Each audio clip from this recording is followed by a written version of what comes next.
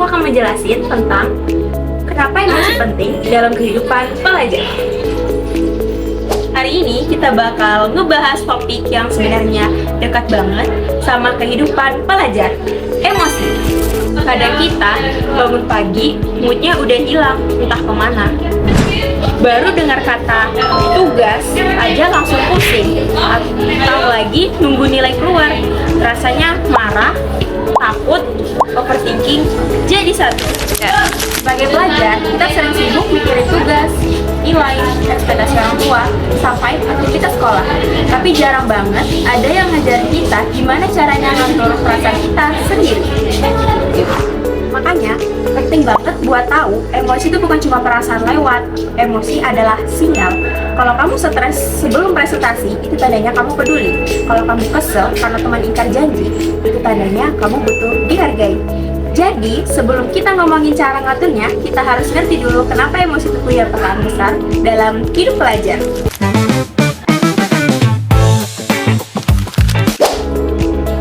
Hai, kenalin, aku Tina.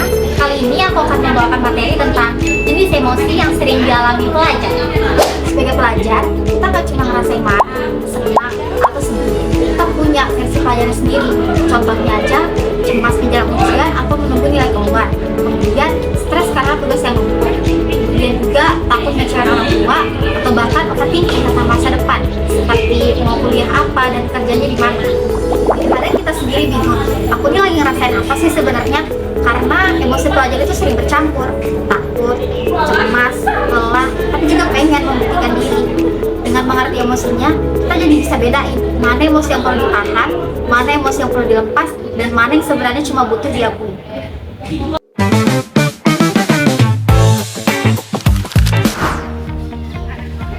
Halo semuanya, kenalin nama aku Ayu dan di sini aku akan membawakan materi yaitu tanda emosi mulai mengganggu belajar dan aktivitas. Emosi itu normal, tapi kalau dibiarkan atau kita pura-pura kuat terus, biasanya mulai kelihatan dampaknya di kehidupan sehari-hari sebagai pelajar. Tanda-tandanya gimana sih? Tanda-tandanya di tubuh seperti sulit tidur padahal besoknya harus bangun pagi dan pergi sekolah, badan lemas walaupun gak banyak beraktivitas, dan perut gak enak pas stres lagi nunggu nilai ujian. Tanda-tanda di pikiran seperti mikir berlebihan sebelum tugas dikumpulin, ngerasa diri nggak cukup baik, dan susah fokus di kelas walaupun sudah berusaha. Tanda-tanda di perilaku seperti jadi malas ketemu orang, gampang marah atau sensitif, dan menunda-nunda tugas karena overwhelmed. Kalau tanda-tanda ini mulai muncul, itu bukan berarti kamu lemah. Itu tubuhmu ngasih tahu bahwa kamu lagi benar-benar penuh dan perlu istirahat.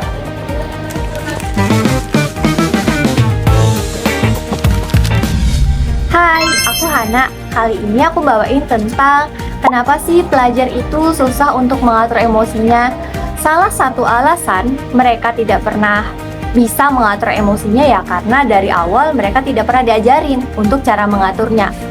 Dan sedari kecil kita sudah sering kali mendengar, udah jangan nangis, kamu kuat kok, kamu jangan lebay deh, atau bahkan kamu itu masih kecil, kamu tahu apa sih tentang dunia. Hal ini tentu membuat pelajar masa kini susah untuk mengelola emosinya. Mereka memendam, juga tidak mau bercerita kepada siapapun. Selain kalimat-kalimat buruk itu juga banyak faktor lain. Contohnya, tekanan orang tua, tuntutan nilai, drama pertemanan, sosial media yang penuh perbandingan, serta mereka yang takut gagal atau kecewa. Semua itu membuat kita punya banyak sekali emosi, tapi kita nggak tahu cara untuk mengeluarkan atau bahkan kita nggak punya ruang untuk mengeluarkan emosi. Jadi pada dasarnya sebenarnya bukan salah kita, tapi memang pada dasarnya kita belum dapat pelajaran emosional. Kita belum tahu cara untuk mengeluarkan emosi kita.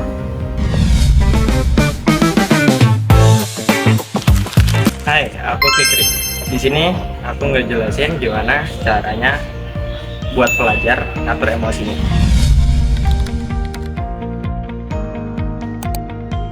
Pertama, kenali dan kasih nama emosinya. Contohnya kayak aku lagi takut, aku lagi cemas. Itu sudah cukup, karena kalau kamu sudah bisa ngasih nama dan sadar akan emosinya itu termasuk setengah dari penyelesaiannya.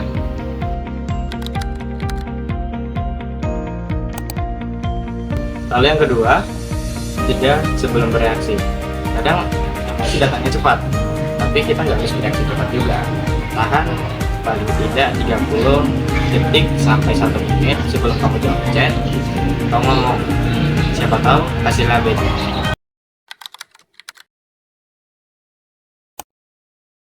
Yang ketiga, ada teknik grounding. Kayak tarik nafas selama 3 detik, 3 sampai 4, tahan selama 2 detik, lalu hembuskan selama 6 detik.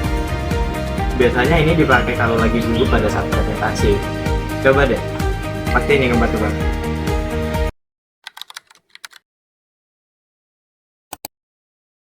Terus yang keempat, buat batasan waktu tugas dan aktivitas.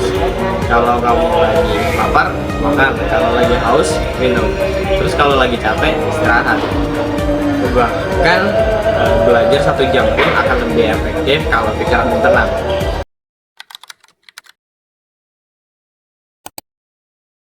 Yang kelima, yang terakhir, cari tempat aman buat cerita. Pelajar itu nggak diwajibkan buat kuat sendirian. Cari tempat aman buat cerita, cari tempat buat kamu merasa didengar, contohnya kayak teman dekat, orang tua, atau bahkan guru BK sendiri.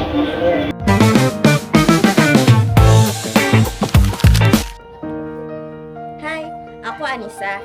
Di sini aku mau menjelaskan materi tentang kebiasaan pelajar untuk menjaga kesehatan mental. Biar emosi nggak numpuk, kita perlu rutinitas kecil yang gampang dilakukan, tapi dampaknya besar. Nah, beberapa kebiasaan yang cocok untuk pelajar.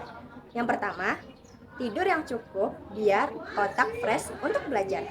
Yang kedua, kurangi HP sebelum tidur. Yang ketiga, journaling 3 kalimat setiap malam. Yang keempat, bikin jadwal belajar yang manusiawi. Yang kelima, mute akun yang bikin kamu insecure di sosial media. Dan yang keenam, punya waktu 5 menit tiap pagi tanpa HP. Nah, itu tadi bisa banget membantu emosi lebih stabil dan pikiran yang lebih tenang. Baik, itu tadi pembahasan kami tentang bagaimana memahami dan mengelola emosi dengan baik. Kami berharap penjelasan ini bisa membantu kalian untuk bisa melihat emosi sebagai sesuatu yang penting untuk diperhatikan, bukan diabaikan. Dengan mengenali emosi, kita bisa lebih paham apa yang sebenarnya kita butuhkan. Dan saat kita mampu mengelola emosinya, maka segala aktivitas seperti belajar juga hal lain akan terasa lebih ringan. Kami juga ingin mengingatkan bahwa setiap orang punya prosesnya. Jadi, nggak perlu membandingkan diri sendiri dengan orang lain. Terima kasih sudah menyimak sampai akhir. Semoga apa yang kami sampaikan bisa bermanfaat. Sampai jumpa pada tugas atau pembahasan berikutnya. Satu hati, emosi tetap terkendali.